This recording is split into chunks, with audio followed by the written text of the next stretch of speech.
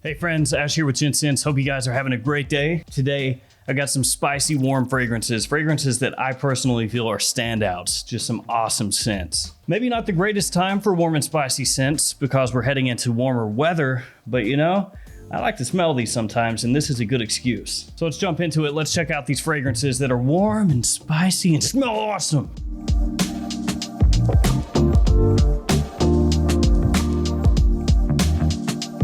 All right, guys, let's kick it off with AKRO Awake. I love the look of the writing on the bottle, and yet it feels like it's almost slightly off center, like it's shifted to the side. It bothers me when I look at it, but it still looks cool. Now, so far, this is the first and only fragrance that I've smelled from the house. This is another house that's perfumer owned and operated. So perfumer Olivier Cresp is behind this house and obviously all the fragrances in it. Also, this one is for sale at twistedlily.com, along with some other ones I'm going to talk about here today. Gents 10. Gents 10 is the code.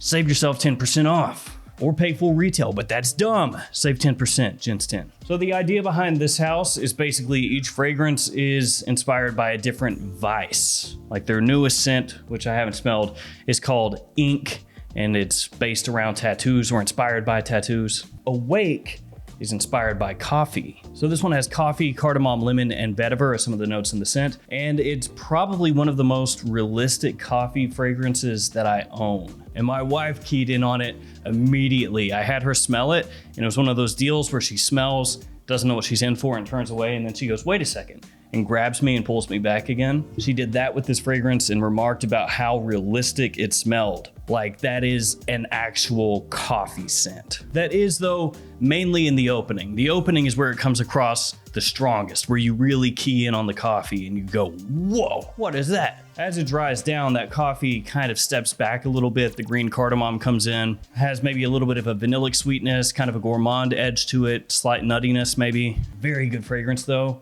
And now I'm interested in everything else that the house has. So I'll see if I can't get my grubby hands on some more of those bottles as time goes. After that, I want to talk about this one, Boss Bottled Oud Saffron. Saffron, oud, rose, and labdanum, some of the notes in the fragrance.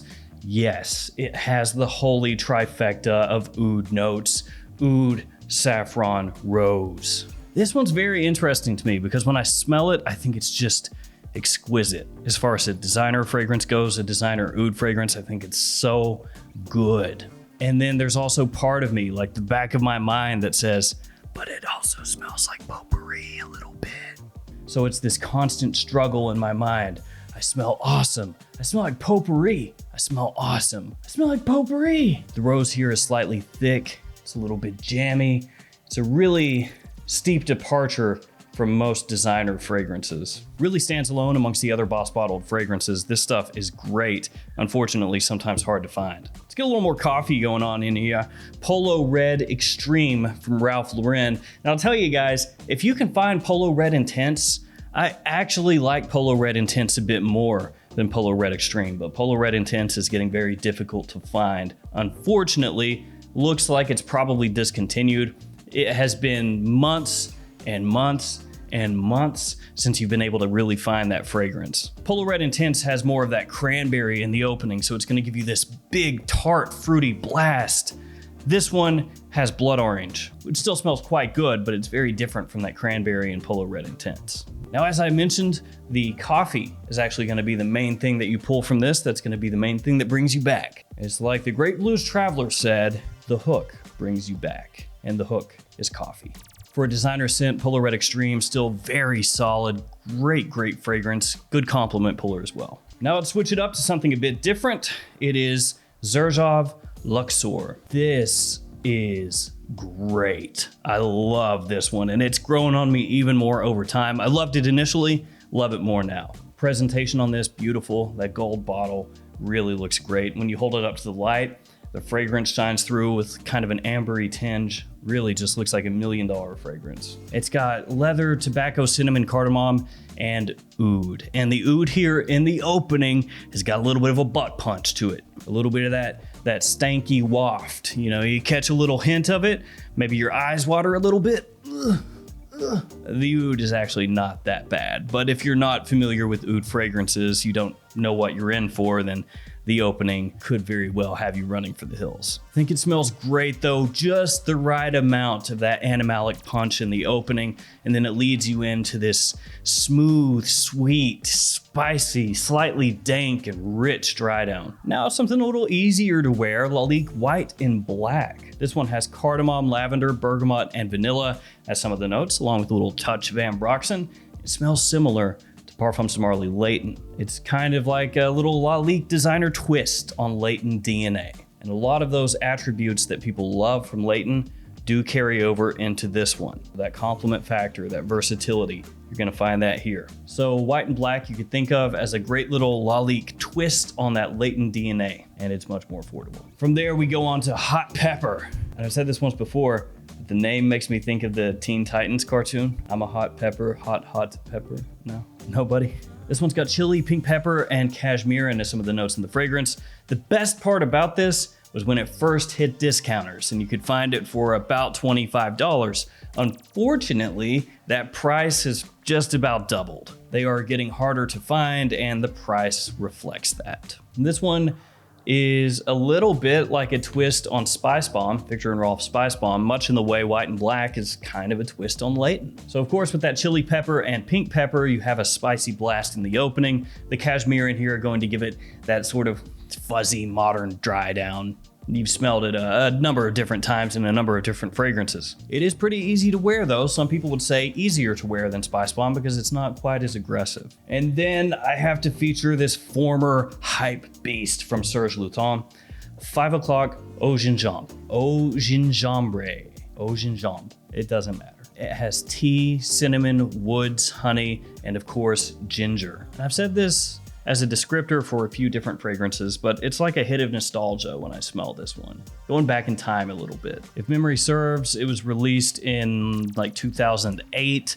so it's not like it's super old, but in the world of fragrances, things move pretty quickly and things are forgotten just as quickly. It's a little bit green, spicy, sweet, bitter at times also. Great juxtaposition of different accords and notes. It's classy, it's calming to an extent. A lot of fragrances that have a prominent tea note, people will say smell calming, like Gucci Pour Homme 2. That was one of the things people would always talk about with that one. And this one still is a lovely fragrance that smells great, even if its days of massive hype are in the past. Now a little Dolce & Gabbana. We're gonna go with the One Royal Night. This line of fragrances, the night line, if you wanna call it that, with the Royal Night, Mysterious Night, and Luminous Night are all solid, and they are all not super easy to find in the US, at least for a good price, we'll say that. Cardamom, amber, sandalwood, and cedar, some of the notes in the fragrance. It does have the classic, the One DNA in here. It's got that spicy, sexy sweetness with more of a woody base to it, which helps elevate it even further in a lot of people's eyes. Maybe a slightly more masculine touch on the One. Not that the One, the original, is not masculine or anything. Fantastic scent, great for cooler weather. Ooh, now this next one is a hype beast, and it deserves every bit of that hype in my opinion. Overture Man from Amouage. This is the stuff, guys. It was really hard to find in the US for a while. Fortunately, now it's a little bit easier because for a time there were lots of people wanting this who couldn't get it, who couldn't locate it really, and they were frustrated.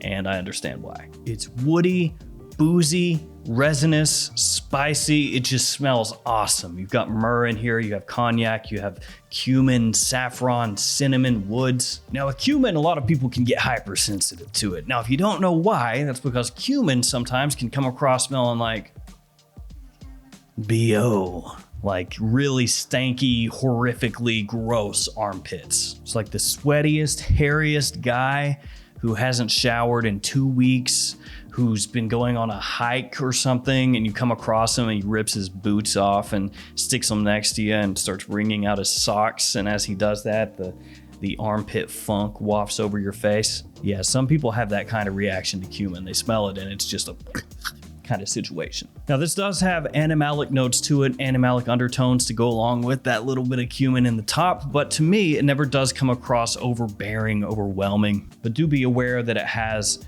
that cumin in here. As I said, to me, awesome, killer, amazing. One of them was just best fragrances for men. And the cumin in here, it doesn't bother me. Last but not least, the most wanted. Not the new, the most wanted parfum, just the most wanted eau de parfum intense. If it's an eau de parfum intense, doesn't that mean it's more intense than a normal eau de parfum? And something more intense than a normal eau de parfum is generally what somebody would call a parfum. But this can't be that because now the new one is the parfum. What? This one has toffee, cardamom, and amberwood. It gets fantastic reactions from people. Almost everybody seems to love this stuff. It's got a little gourmand edge to it. It smells almost edible at times. That cardamom in the top, of course, people go crazy for. And that one for me, as I wear it more, it creeps ever closer to Wanted by Night, which is my favorite from the line. And who knows, maybe over time I wear this so much that it supplants Wanted by Night and becomes my favorite in the line. Unthinkable. It is really, really good. The most wanted, great scent. And assuming this follows along with the other AZZARO fragrances in this line, it should hit discounters, the price should drop, and then it will be just an amazing buy. So the most wanted, wrapping this up. All right, guys, that's gonna do it. Some warm and spicy fragrances that I think smell amazing. Yeah, it's heating up outside, but I like to smell these still yet. If nothing else, I wear them around the house when I know I'm not gonna go out anywhere. Let me know some fragrances that even though they're supposed to be for fall and winter, according to most people, you still wear them now. Thanks for hanging with me. Thanks for your support. Stay safe out there, and I'll see you tomorrow with another fragrance video. See you guys later.